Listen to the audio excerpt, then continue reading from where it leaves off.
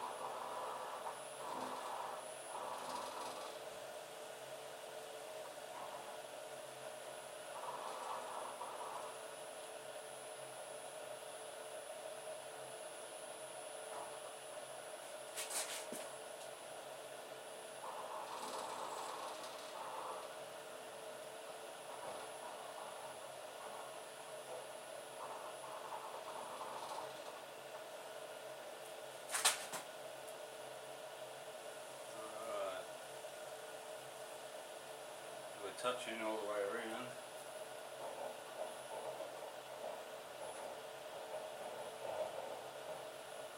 Yeah. Let's do it.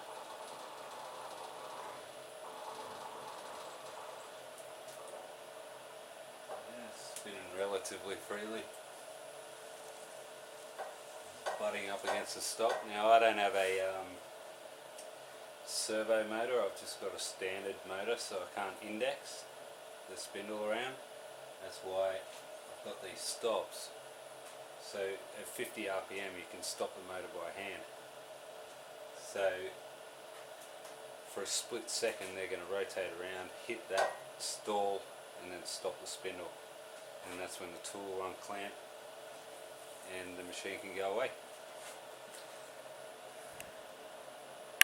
Alright, so all I've got to do is write down the machine position of where the first tool sits, because everything's in line and I know my hole centers. I should be able to write a program for each pocket to run individually as like a macro program. Alright, so I've written my programs for picking up and dropping off the tools. Now I've just set this tool up, so I need to drop it off into position 1. Let's see what happens.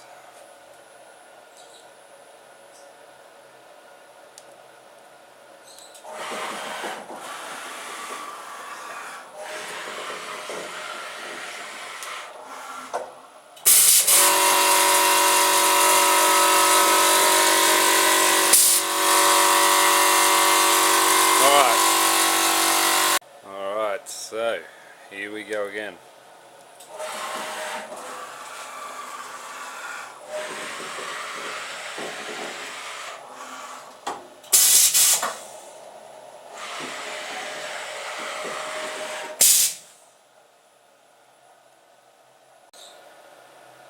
Alright, let's pick this bad boy up.